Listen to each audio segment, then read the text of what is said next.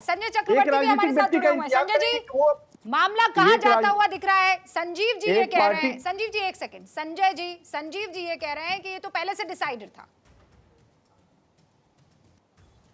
आपको नहीं लगता है? ना, मुझे तो नहीं लगता। आपको नहीं लगता है ये पहले से डिसाइडेड था? ना, मुझे तो नहीं लगता। एक विक्टिम कोई भी आरोपी होता है, उसको सफाई देने का क्या दूसरा हक नहीं मिलता है क्या? कोर्ट तारीख नहीं देती है, एक तारीख पे दूसरी तारीख नहीं पड़ती है क्या?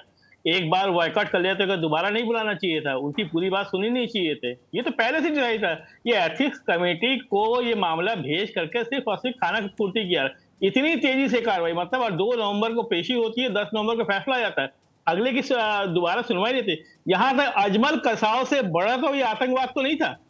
अजमल कसाव को भी बाकायदा वकील दे करके उसको सफाई देने का वक्त दिया गया था कि नहीं दिया गया था?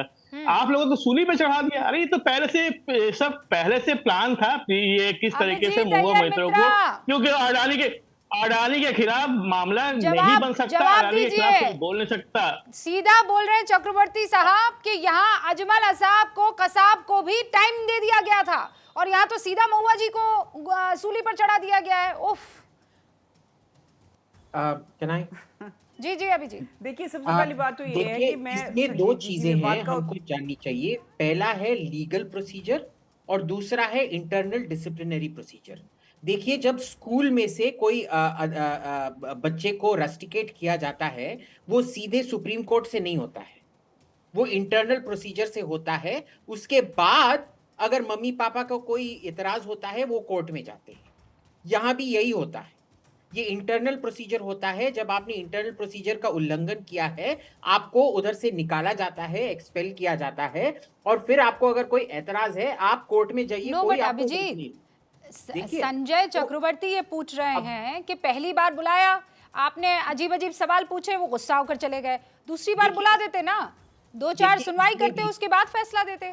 इसमें भी प्रॉब्लम क्या था? सवाल देखिए, अगर मैंने किसी से पूछ लिया, अगर अपराधी ने उनके फंडर को 11 बजे को रात को कॉल किया, तो इन्वेस्टिगेटिव एजेंसी, जरा मैं इनसे, चक्रवर्ती जी से पूछना चाहता हूं, आप मेरे को यह समझा दीजिए कि कैसे पूछा जाए। आप कैसे पूछेंगे महुआ मोइत्रा जी से आपने 11 बजे को किससे बात किया था? आप प्लीज मेरे को समझा दीजिए कि बहुत सुंदर शब्दों में ये आप सवाल कैसे पूछेंगे। जल्दी बताइए चक्रवर्ती जी, कैसे पूछेंगे? आपके फंडर को 11 बजे आपने कॉल किया, महिला हैं आप, आपको कैसे पूछा जाए? देखिए, पहली बात तो ये है कि आपको भी अच्छी तरीके से पता है कि जब किसी महिला की जांच होती है तो महिलाएं करती है। पुलिस थाने में भी महिला की जांच करती है, पुरुष नहीं करते। अगर आपको महिलाओं के बारे में जांच करनी थी तो किसी एक एक्स्ट्रा मेंबर को बैठाल करके उसकी जांच करवा लेते, उससे पूछ-पाछ लेते, तो शायद इतना बवाल ही ना होता, शायद उस दिन पूरी बात हो जाती। लेकिन चक्रवर्ती जी, ओके, पॉइंट उठाया ना आपने। अभिजीत वापस रिपीट कीजिए। चक्रवर्ती जी एक सेकंड, पॉइंट बाय पॉइंट। आप कह रहे हैं महिला थी, महिला से ऐसे सवाल पूछने थे तो महिला को बिठा देते। ओके अभिजीत, इसका जवाब? इसमें आपको अरेस्ट बस महिला पुलिस ऑफिसर कर सकती हैं, इंटेरोगेशन मर्द भी कर सकते हैं, बट महिला police officer has to be present. तो ये कमाल है, ये बड़ी अपराजिता सारंगी थी, अपराजिता सारंगी भी थी, परनीत कौर भी थी, 2 महिलाएं थी। नेक्स्ट। हाँ, अब आगे पूछिए चक्रवर्ती जी, आगे बढ़िए। सवाल कैसे पूछा जाए? ये पहली बात, हाँ बिल्कुल, मैं यही कह रहा हूं कि अगर ऐसी बात है, ये कोई अदालत था? नहीं था। संसद वो भी थे, संसद ये भी थे। सवाल मर्यादा में रह करके पूछे जाते, चलो ठीक है, मर्यादा में रह करके आपने सवाल नहीं पूछा, वो गुस्सा आकर चले गए, क्या दूसरा हेयरिंग नहीं देना चाहिए था? एकदम से फैसला कोर्ट भी नहीं करता, सुप्रीम कोर्ट भी नहीं करता इस तरीके से कि तुरंत फैसला सुना दे। ये इतनी जल्दीबाजी दिखाती है कि सरकार डरी हुई है।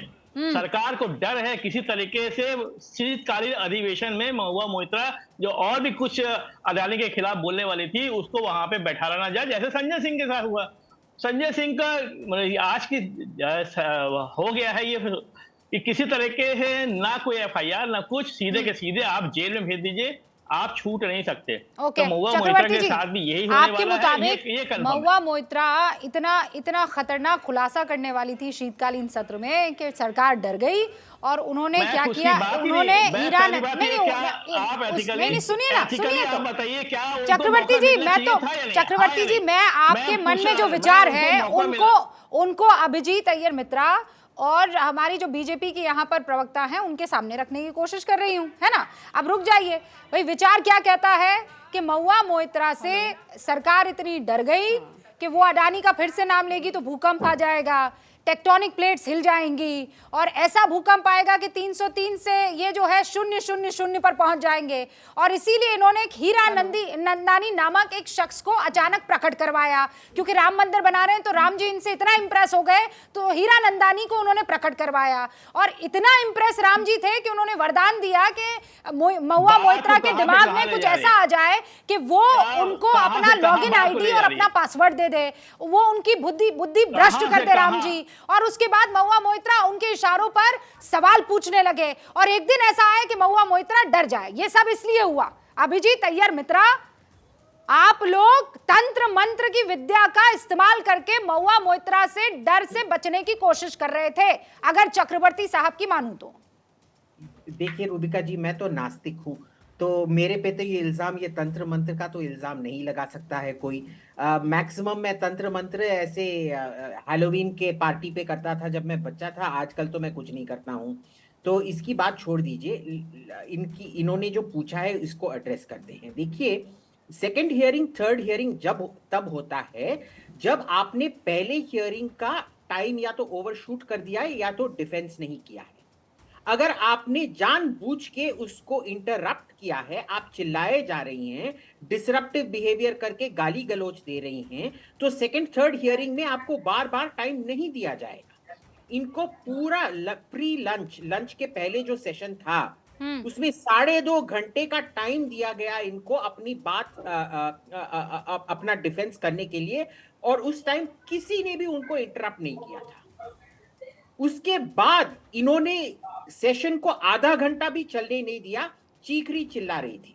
जो मैंने पहला प्रश्न चक्रवर्ती जी से पूछा कि आप कैसे एक महिला को श्रद्धा पूर्वक पूछेंगे आपने 11 बजे किससे बात किया और क्यों, इन्होंने अभी तक इसका उत्तर नहीं दिया है। रूबिका जी, आप देख लीजिए, क्योंकि उनका क्रोध इस वजह से है कि उनको ये पूछा गया था आपने किससे बात किया रात को। तो आप चक्रवर्ती जी मेरे को बस सिंपल सा एक उत्तर दे दीजिए इस सवाल को, जो जांच में बहुत पहले अगर मैं वहां बैठा होता तो मैं आपको उसको आंसर दे देता कि ये सवाल मुझसे मत पूछिएगा, महुआ मोइत्रा को फोन कर लीजिए, उनको पूछ लीजिए।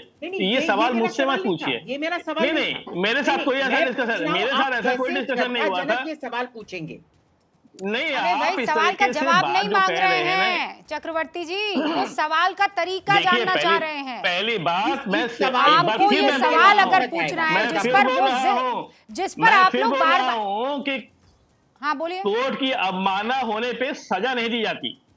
कोर्ट की अवमानना हुई है तो उसकी सजा अलग होती है, लेकिन जो जिस केस में नहीं, जिस केस कोर्ट नहीं है एथिक्स कमेटी, तो फिर सजा कैसे सजा नहीं दी है, सिफारिश की है चक्रवर्ती जी, सिफारिश की है। सिफारिश उनको दूसरा मौका देना चाहिए था कि नहीं देना चाहिए था?